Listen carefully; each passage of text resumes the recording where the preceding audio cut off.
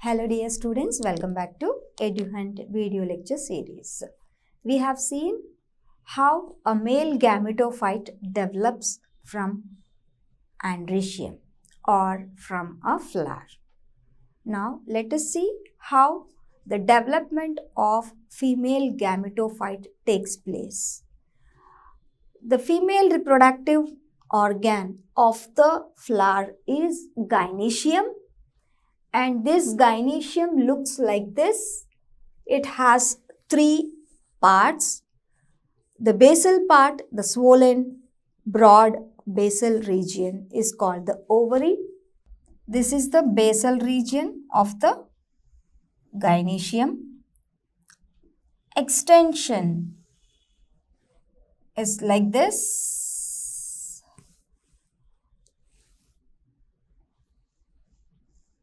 This is the tip. The tip is called the stigma. It is the narrow extension of the ovary is style. Basal region is the ovary and the entire structure is called the pistil. Pistil or the gynoecium.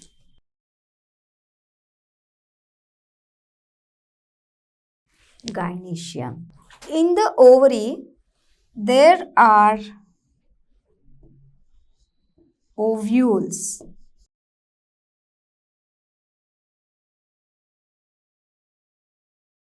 This is the actual structure of gynoecium. What we are seeing here. This is the ovary. And in this ovary, I just now shown, this is the ovule.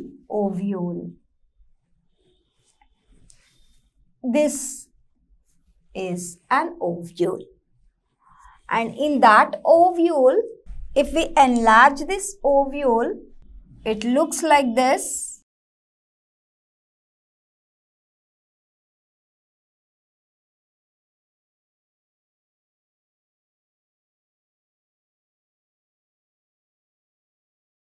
Anyway, this is a rough sketch of ovule.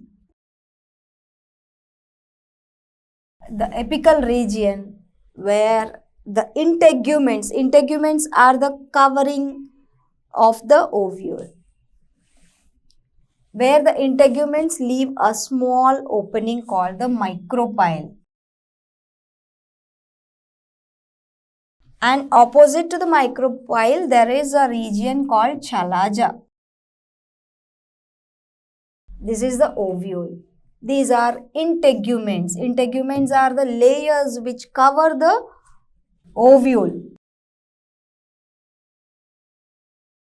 Integuments. And the entire ovule is made up of a tissue called nucellus. Nucellus. The entire structure, the entire ovule is filled with nucellus. And the stalk of the ovule is called the funicle.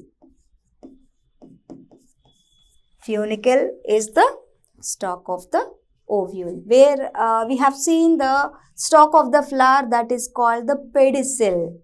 Pedicel is the stalk of the flower. And funicle is the stalk of the ovule. Ovule is placed here. The actual position of ovule is in the ovary. And this is the ovule. There are different types of ovules. I just draw the orthotropous ovule, that is a straight ovule. And in this ovule, from the nucellus near the micropyle region, megaspore mother cell gets differentiated. Megaspore mother cell. Only single megaspore mother cell gets differentiated from the nucellus near the micropylar region. And this megaspore mother cell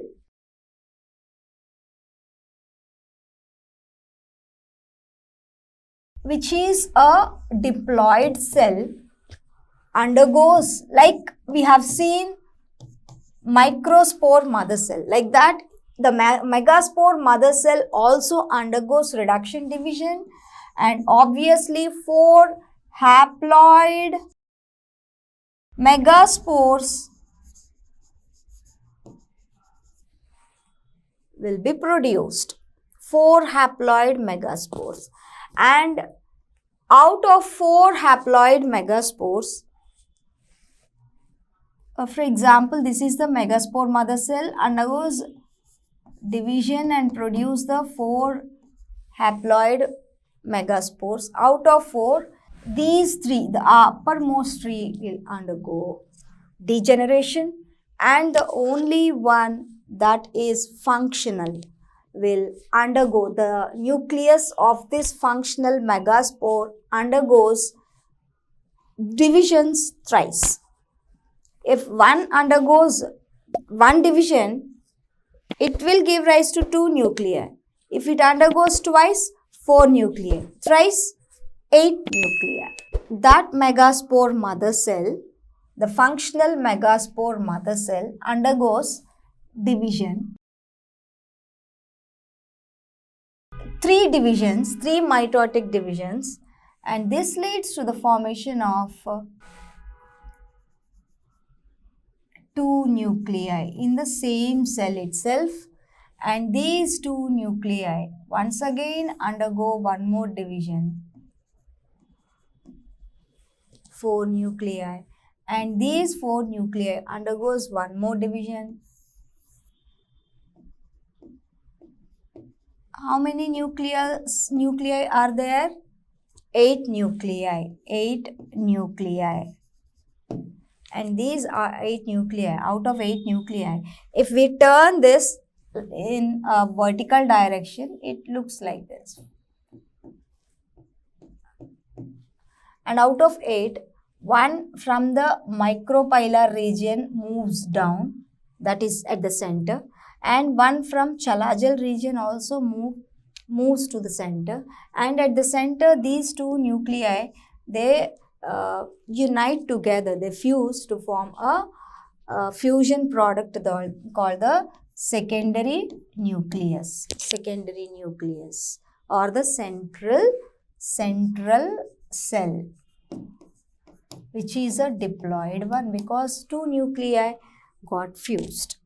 Now we have 3 nuclei at the micropylar region and remaining 3 at the chalajal end. Here, if we draw the colorful picture, it will be, now we have 3 nuclei, they form the 3 cells at the micropylar end, that is called the egg apparatus. And the 3 cells at the chalajal region called the antipodals. Cells means they have a nucleus. Along with this nucleus, they'll have a cytoplasm and a wall, cell wall. The central cell, this is the central cell, which is a diploid one as at the central region.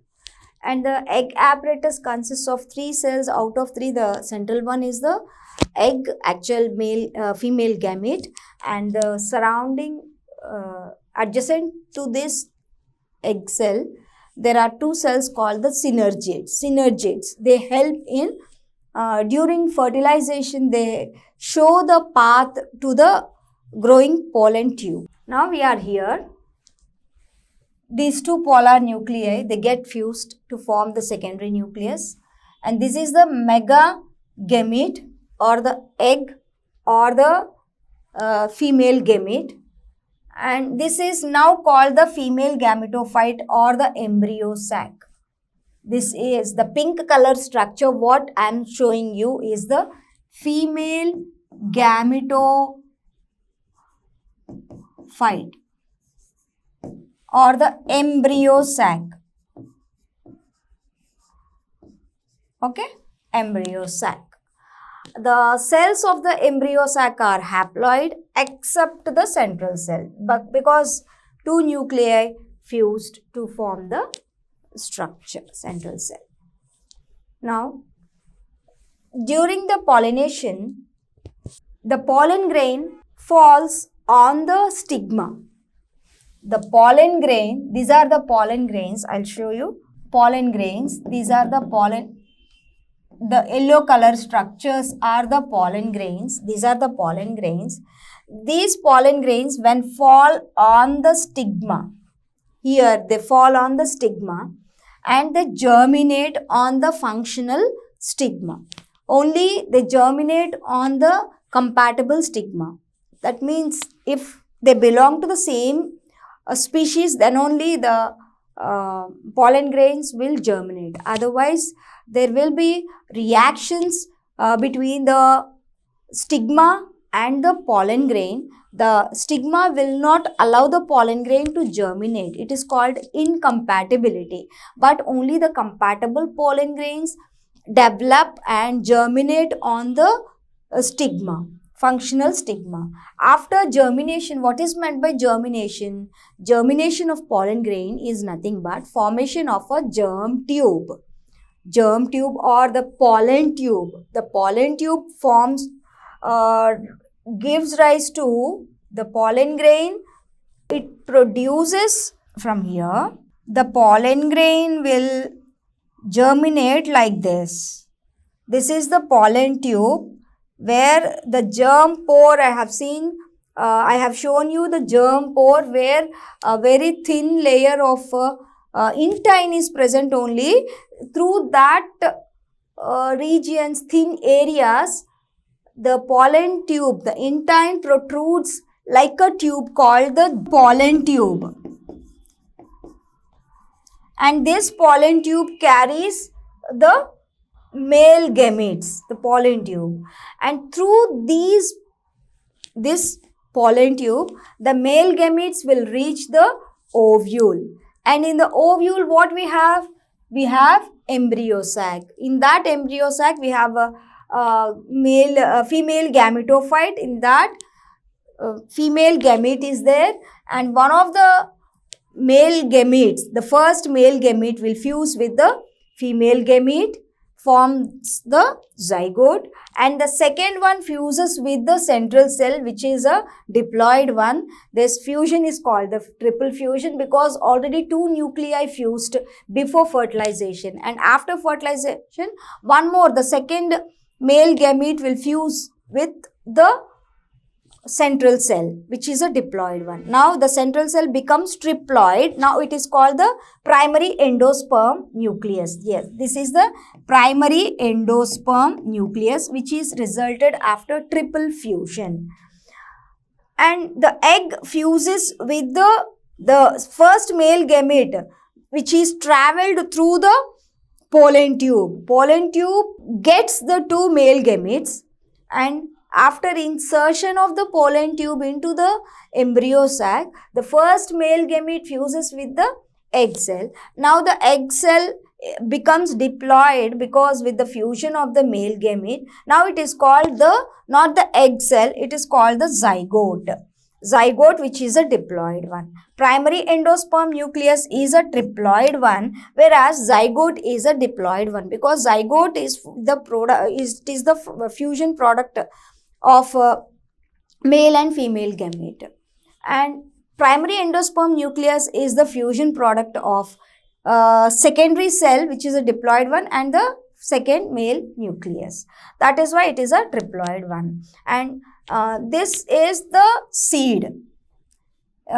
This is the seed. The seed consists of the seed coat, the ovule integument. After fertilization, it forms the seed coat. Ovule coat transforms into seed coat, and the zygote will divide and forms embryo. This is the embryo. This is the embryo. The seed consists of embryo, and surrounding the embryo, the primary endosperm nucleus undergoes division and it forms the endosperm, which is a nourishing tissue, embryo nourishing tissue. Anyway, this is the entire thing, the entire process is called the fertilization, and fertilization happens twice. It occurs twice. First, the fusion between the male gamete and the female gamete. Second, fusion between the second male gamete and the secondary nucleus. This is called, twice it is undergoing, twice it is happening. That is why it is called the double fertilization.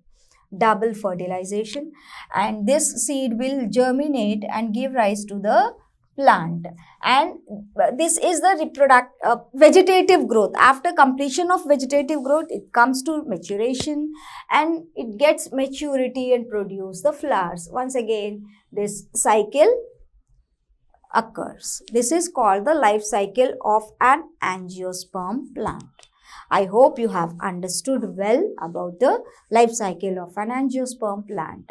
In the next session, we'll discuss about different life cycles of a plant. Goodbye.